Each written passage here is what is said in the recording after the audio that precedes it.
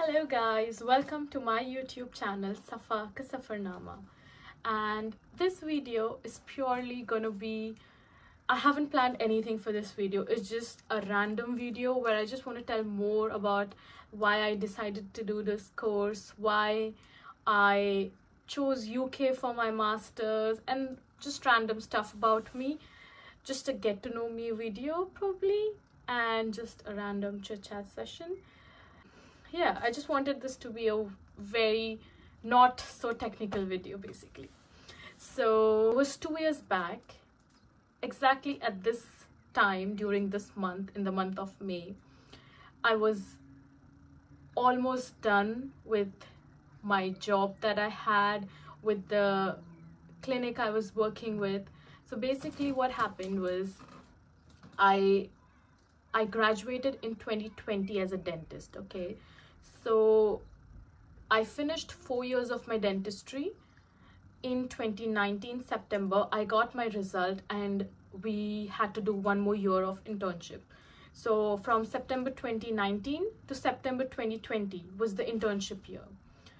We started with the internship. Our first posting was endodontics. We started to learn root canals. We started to learn fillings. We did all of that stuff. We started treating patients. It was very tough at the start because usually in dental school, the first 4 years, you're never taught anything about patients, about how you do root canals, or it's not like so much into practical. It's just so much textbook based that when you actually do patients, it's so much of a difference. It's like zameen asman ka fark, that's what you say. So that's what happened when I started doing patients. I was like, okay, it was so difficult to actually start doing patients, but then gradually you get the hold of it. And we started doing the hand instrument root canals. That's how we started. We had 2 months in prosthodontics, 2 months in endodontics. It was just 4 months into our internship, and that's when the pandemic hit us. It was COVID time. We had our OS posting, so we were going to learn more about extractions. We were going to do extractions, and that's when exactly COVID hit. It was March 18th. It was my birthday, and from the next day, it was lockdown. So our internship didn't resume after that. It was just 4 months into internship and we were done. So that was the end of our internship, end of our college life, on one random day in 2020. And then what happened is, we thought probably once when cases reduce, we'll get back to our internship and we'll finish the internship. April passed by, May passed by, June passed by, July came, August came, and we were just at home doing nothing. And I was like, what am I going to do with my future? Because my internship's not over. I have no experience in extractions. I did some basic cases of root canal, but that was it. I didn't know anything else. And I was like, I can never be a dentist now, because the only year where you get to do patients, where you get hands-on experience, you haven't got that. So I was really, into that phase that, oh, what am I going to do with my life? I'm just so done, blah, blah. And I went to this clinic during COVID itself. That was probably in the end of the year. I went to a clinic and then they were practicing, and I had gone actually for my orthodontic treatment because I was doing my ortho treatment and the colleges were shut. I was doing it from my own college, so it was shut. So I couldn't get it done. So I had to go to a clinic. I spoke to them. I was like, I don't know what to do because I didn't have my internship. I have no experience. Even if I go and apply for clinics, what should I say them? That I didn't have my internship, I don't have any practice. Like, I just have the degree, but I have nothing else other than that. So then that dentist kind of motivated me. He's like, no, you should still apply. Probably you can just apply as an intern, just so that you can observe them. So that kind of motivated me. So that day I came home and I applied. I called all the dental clinics around me, like around the place that I lived. The lockdown was a bit relaxed that time. I asked them that if I could come and just observe them so that I could know more. And none of the clinics said yes, because obviously they were cutting down on people.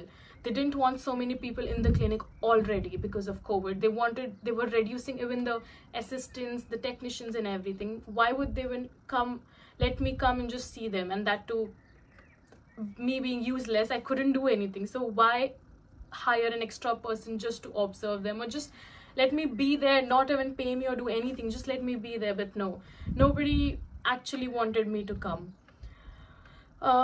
Gradually I got a clinic which was, so the scene was basically like it was about to shut down because of COVID. There were being no patients, so they just asked me if I could be there, and if there were any patients I could just call the dentist and they would come over and do the patients. I was there for like 3 months, and literally there was no patients in those 3 months. Like literally there were no patients, and I was so done. It took me into that zone where I was like, shit, I can't do dentistry, I can't be a dentist. It's so boring. Like I was in a clinic where I had nothing to do for 3 months. Like I used to take my books, I used to read, but how much can a person read? Like I was in a clinic for 8 hours doing nothing, and I was like, is this my life? Is this how my life going to be? Is this how dentists practice? And I was like, shit, I can't.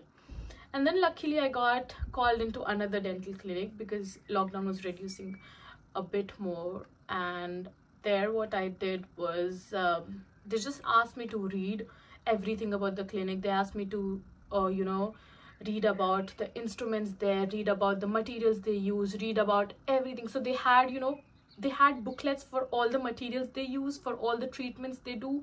Like they had a very, very thorough explanation for everything they did, and you had to get really good with it before you started. So that's where I took my first ever x-ray. So I used to observe them.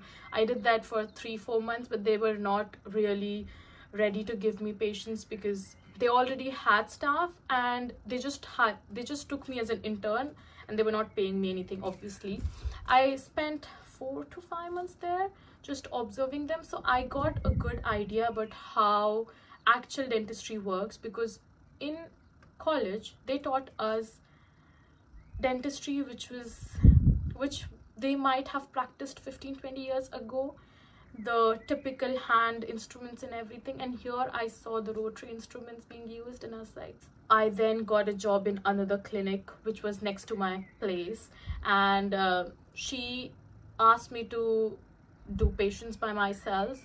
She was like, I'm gonna be there for you, but you have to start treating patients by yourself, because she was pregnant.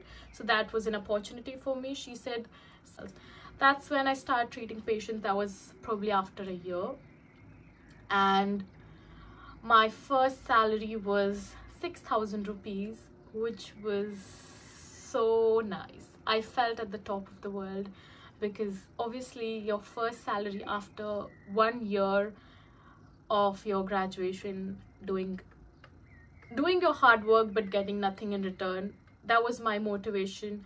That motivated me that, okay, I worked for another 1 year for that 6,000 rupees in a dental clinic. I used to treat so many patients. I did my first extraction there without any experience of extraction in dental school. I did my first root canal. I did my first scaling. Okay, I did scaling in dental school there, but not with the ultrasonic instrument. We did with the hand instrument, so it felt like a luxury. And then in the morning I used to go to this independent clinic that I used to work at, and in the evening I used to go for a charity dental clinic where we had loads of patients. Like even at 11 o'clock you still had 20-25 patients outside the door, and within 1 hour we would treat like 25, 30, 35 OPDs. It was humongous. The crowd was huge there. It was a charity clinic, so obviously the prices were really less, so we had loads of patients there. So that was basically how I practiced as a dentist. So in the morning I used to get around 6,000 to 7,000. In the evening I used to get 5,000, and I used to work so hard. I practiced as a dentist for a year. I used to break my back, my eyes were paining. At the end of the day, I was so tired. Everything, like physically, mentally, you're just so exhausted after being a dentist. And my pay at the end of the day was just 15,000 probably, even if I just approximate the whole amount. And I was like, I'm working so hard just for 15,000. All my friends who graduated as engineers, they did BCom, just basic 3-year degree with basic fees, and me doing a dental degree with paying more than 2.5 lakh as fees every year for 5 years, giving my 5 years into an industry where in the end of the day I earned, after 1 year of earning nothing, I earned only 15,000 for a year. And it just made me feel that the struggle that I'm doing, is it worth it? Is it probably okay? Once I set up my clinic, I am gonna earn maybe 1 lakh a month, 2 lakhs a month, or okay, if I have loads of patients, I will still earn 5 lakhs. But do I enjoy it? Do I like the physical stress and the mental stress that I would get after doing patients? After I come back home, I would, even in my dreams, I would have those nightmares. Oh, is the patient okay? Is it not paining him a lot? Is it, you know, I just used to feel, because I think I'm that kind of person who just thinks about your day repeatedly, and it bothers me if I have done a good job or no.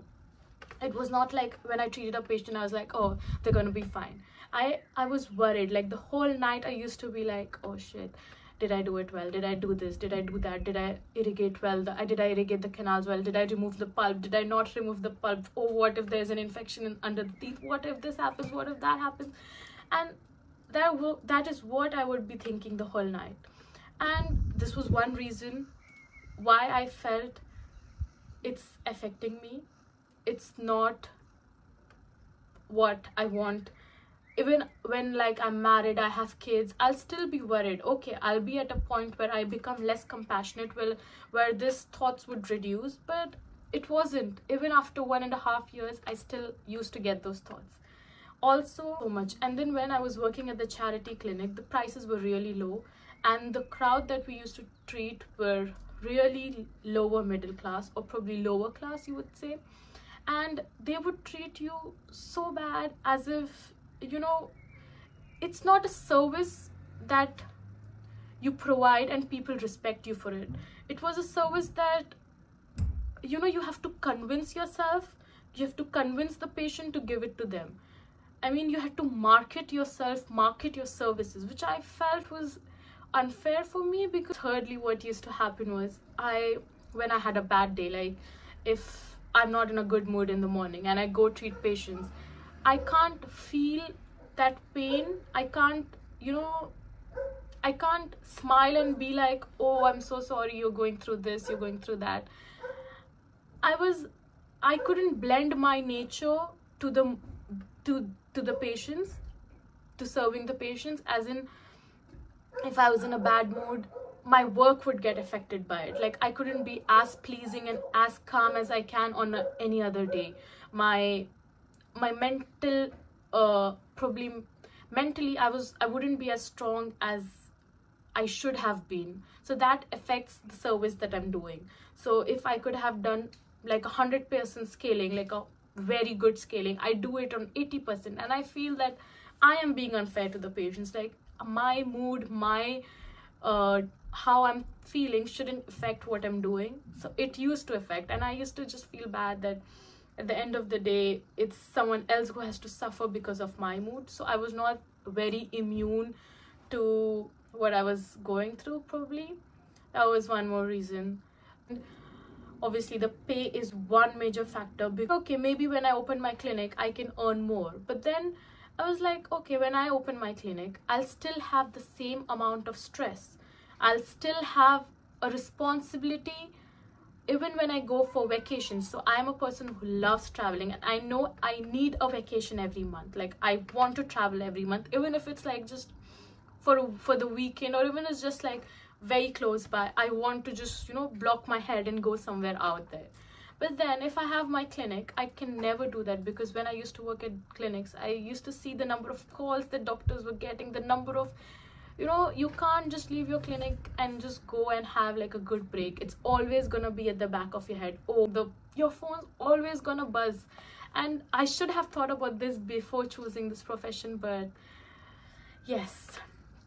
So that is one major reason why I thought I shouldn't continue with dentistry. I can't take this responsibility for the rest of my life, always in my head thinking what is happening in my clinic. Okay, one more reason to add up is what I felt was, after 15-20 years, I may have like a huge setup, I may have like many dentists working under me, I may earn lakhs and lakhs, but I am still coming to a clinic where I'm gonna be physically stressed, mentally stressed, and I'm gonna have that pressure.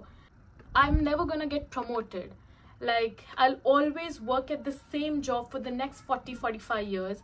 When I am married, when I have kids, when I'm pregnant, I still have to walk to this clinic and work here, and I couldn't imagine doing that alone.